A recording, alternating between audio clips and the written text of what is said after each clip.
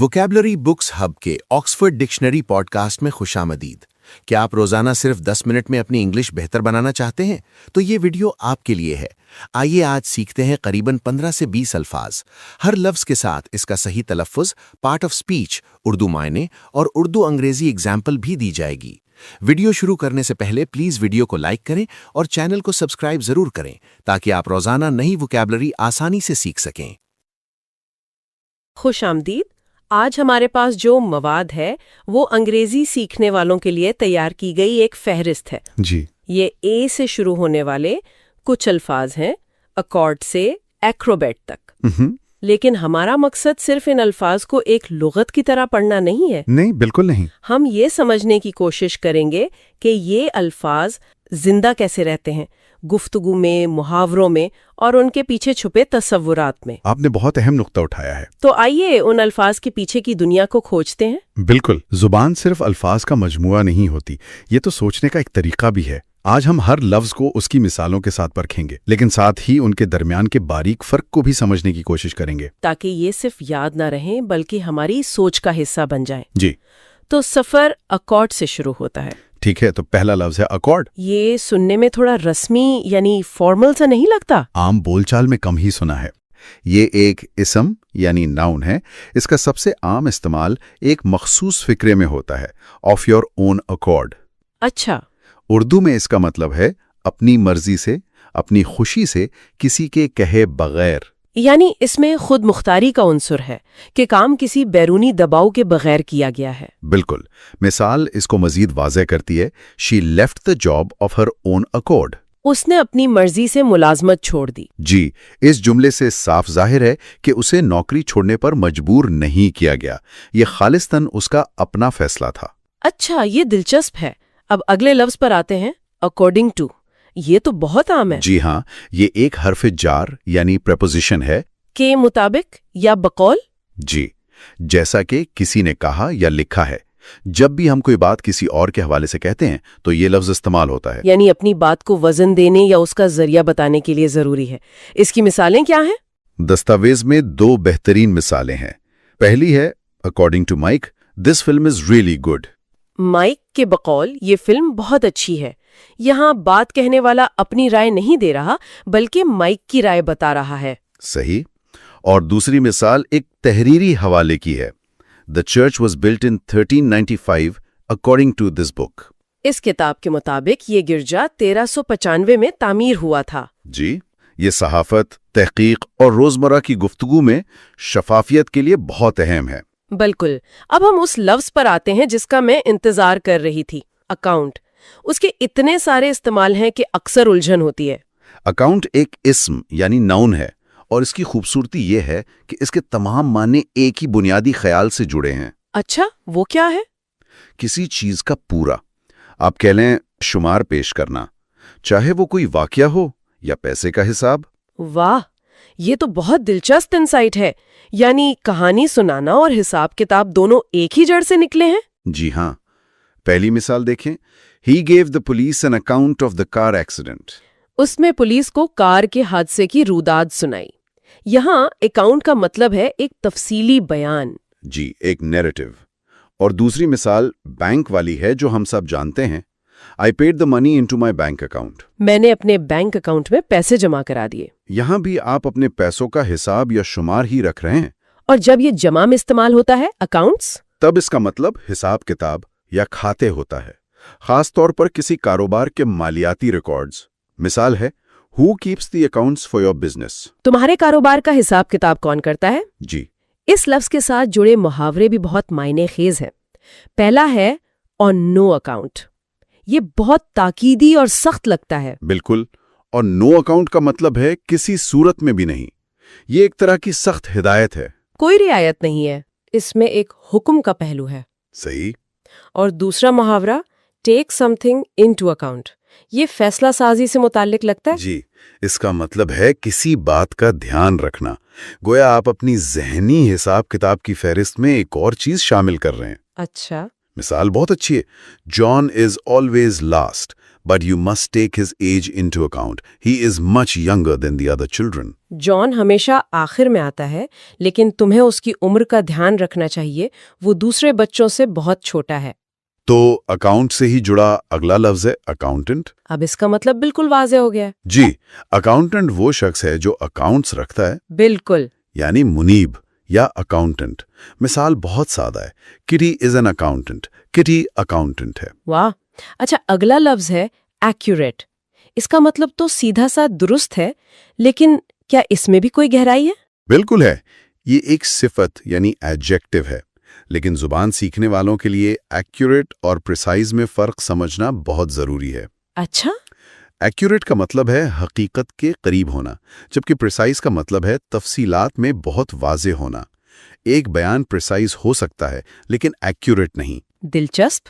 یعنی اگر میں کہوں کہ میٹنگ ٹھیک 2:03 اور 15 پر شروع ہوئی تو یہ پریسائز ہے، لیکن اگر میٹنگ 3 بجے شروع ہوئی تو یہ انیکوریٹ ہے۔ کیا کہنے، آپ نے بالکل صحیح سمجھا۔ ہماری مثال ہے he gave an accurate description of the thief. اس نے چور کا صحیح حلیہ بتایا۔ یعنی اس نے جو بتایا وہ حقیقت سے مطابقت رکھتا تھا۔ جی، اور اس کا متضاد ہے انیکوریٹ، اور اسی سے متعلق ایڈورب ہے ایکوریٹلی، یعنی ٹھیک ٹھیک۔ اور جب کوئی بیان ایکوریٹ نہ ہو تو اس کا نتیجہ اکثر ہمارے اگلے لفظ کی صورت میں نکلتا ہے، اکیوز۔ ایک فعل یعنی ورب ہے جس کا مطلب ہے الزام لگانا، یہ کہنا کہ کسی نے کوئی غلط کام کیا ہے۔ یہ ایک سنگین لفظ ہے۔ جی، اس کی 2 مثالیں ہیں۔ پہلی، the police accused the woman of stealing۔ Police نے عورت پر چوری کا الزام لگایا۔ اور دوسری مثال پیسو وائس میں ہے۔ جی، he was accused of murder۔ اس پر قتل کا الزام لگایا گیا۔ اور جب یہ عمل ہو جاتا ہے تو جو چیز وجود میں آتی ہے وہ ہمارا اگلا لفظ ہے ایکوزیشن۔ یعنی ایکیوز عمل ہے اور ایکوزیشن اس کا نتیجہ۔ بالکل، ایکوزیشن ایک اسم یعنی ناؤن ہے جس کا مطلب ہے الزام یا بہتان۔ مثال ہے the accusations were not true۔ الزامات جھوٹے تھے۔ صحیح۔ اب کچھ ہلکا پھلکا۔ اگلا لفظ ہے ایس۔ تاش کے کھیل میں تو یہ بادشاہ ہوتا ہے۔ جی، ایس ایک اسم ناؤن ہے جس کا مطلب ہے یکا۔ اردو میں ہم اسے اکا کہتے ہیں۔ مثال کے طور پر ایس آف ہارٹس یعنی پان کا اکا۔ دلچسپ بات یہ ہے کہ عام انگریزی میں ایس کا مطلب بہترین یا ماہر بھی ہوتا ہے۔ جی، جیسے ہی از این ایس پائلٹ۔ اب بات کرتے ہیں ایک کی۔ یہ لفظ مجھے اس لیے دلچسپ لگتا ہے کہ یہ اسم اور فعل دونوں طرح استعمال ہوتا ہے۔ جی ہاں، اور یہ سمجھنا بہت ضروری ہے۔ بطور فعل یعنی ورب، ایک کا مطلب ہے درد کرنا۔ جی، یہ عام طور پر ایک مسلسل ہلکے درد کے لیے استعمال ہوتا ہے۔ تیز درد کے لیے نہیں، اس کے لیے پین بہتر ہے۔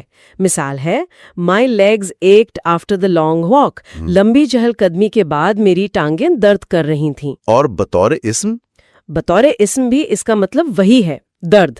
جیسے I've got a headache، مجھے سر درد ہے، یا she's got toothache، اسے دانت میں درد ہے۔ یہ فرق بہت اہم ہے۔ اب ایک بہت مثبت لفظ پر آتے ہیں، اچیو۔ جی، اچیو ایک فعل ورب ہے جس کا مطلب ہے حاصل کرنا۔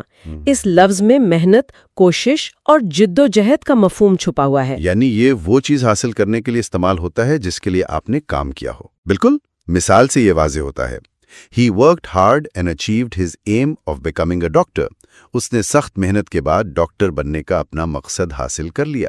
اور جب کوئی کچھ اچیو کر لیتا ہے تو وہ اس کی اچیومنٹ بن جاتی ہے۔ بالکل، اچیومنٹ ایک اسم ناؤن ہے جس کا مطلب ہے کارنامہ یا محنت مشقت کے بعد کامیابی۔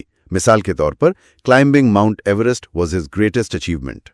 ماؤنٹ ایورسٹ سر کرنا اس کا سب سے بڑا کارنامہ تھا۔ جی، اگلا لفظ سائنس کی دنیا سے ہے ایسڈ۔ جی، ایسڈ ایک اسم ہے یعنی تیزاب۔ تعریف ہے ایک مائع جو دوسری چیزوں کو جلا سکتا ہے۔ اور ماحولیات کے حوالے سے ایسڈ رین کی اصطلاح بھی بہت اہم ہے۔ جی، دستاویز میں اس کا ذکر ہے کہ تیزابی بارش کارخانوں کے دھوئیں سے پیدا ہوتی ہے اور درختوں کو نقصان پہنچاتی ہے۔ اب ایک اور پیچیدہ لفظ ایکنالج۔ مجھے یہ ہمیشہ مشکل لگتا تھا کیونکہ اس کے 2 بالکل مختلف معنی ہیں۔ یہ بہت اچھا سوال ہے۔ ایکنالج ایک فعل یعنی ورب ہے اور آپ کے کہے مطابق اس کے 2 بنیادی استعمال ہیں۔ پہلا ہے تسلیم کرنا یا مان لینا۔ خاص طور پر کسی ایسی حقیقت کو جو آپ پہلے نہیں مان رہے تھے. بالکل، جیسے ہی acknowledged that he had made a mistake. اس نے تسلیم کیا کہ اسے غلطی ہوئی تھی. اور دوسرا استعمال ہے رسید دینا. مثال ہے she never acknowledged my letter. اس نے کبھی میرے خط کی رسید نہیں دی. تو ان میں کوئی تعلق ہے؟ جی، ان دونوں معنوں میں جو مشترک بات ہے وہ ہے کسی چیز کے علم میں ہونے کا اقرار کرنا، چاہے وہ غلطی کا علم ہو یا خط کی ملنے کا علم. واو، اس طرح سوچنے سے تو یہ لفظ بالکل واضح ہو گیا. اب ایک چھوٹا سا خوبصورت لفظ ہے ایکورن. جی، ایکورن ایک اسم ہے، ناؤن ہے، جس کا مطلب ہے شاہ بلوط کا پھل. اچھا. یہ ایک سادہ لفظ ہے، لیکن انگریزی ثقافت میں یہ بڑی چیزوں کی چھوٹی شروعات کی علامت ہے. اگلا لفظ سماجی تعلقات کے بارے میں ہے، ایکوینٹنس. یہ دوستی اور اجنبیت کے درمیان کی ایک کیفیت ہے. آپ نے کیا خوب کہا. ایکوینٹنس ایک اسم یعنی ناؤن ہے. اس کا مطلب ہے جان پہچان، شناسائی یا واقف کار. یعنی وہ شخص جسے آپ جانتے ہیں لیکن وہ آپ کا قریبی دوست نہیں. بالکل. اب ایک اور لفظ ہے اکوائر. یہ اچیو سے تھوڑا مختلف لگتا ہے، حالانکہ دونوں کا مطلب حاصل کرنا ہے. جی، اور ان کا فرق سمجھنا بہت ضروری ہے. اکوائر بھی ایک فعل یعنی ورب ہے، لیکن یہ اکثر کوئی چیز خرید کر، سیکھ کر یا اتفاقاً حاصل کرنے کے لیے استعمال ہوتا ہے. اچیو میں مقصد اور محنت کا عنصر غالب ہوتا ہے. کوئی مثال دے کر سمجھائیں گے؟ جی، ہماری مثال بھی یہی ظاہر کرتی ہے. He acquired some English from listening to pop songs. اس نے پاپ گیت سن کر کچھ انگریزی سیکھ لی. اچھا، تو یہ غیر رسمی طریقے سے سیکھنا ہے. جی، اس میں وہ باقاعدہ محنت والا پہلو نہیں جو اچیو میں ہے. یہ تو بہترین وضاحت ہے.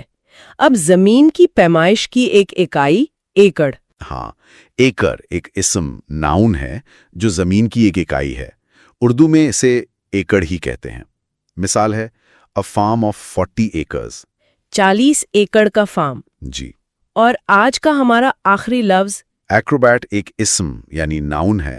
اس کا مطلب ہے بازیگر یا شبداباز، یعنی کرتب دکھانے والا. یہ لفظ جسمانی لچک، توازن اور ہمت کی علامت ہے.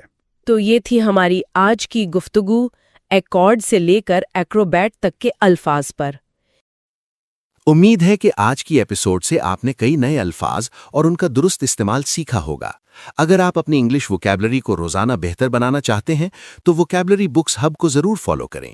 ویڈیو کو لائک کریں اور چینل کو سبسکرائب کرنا نہ بھولیں تاکہ آنے والی ایپیسوڈز آپ تک فوراً پہنچ سکیں. آپ کے قیمتی وقت کا بہت شکریہ.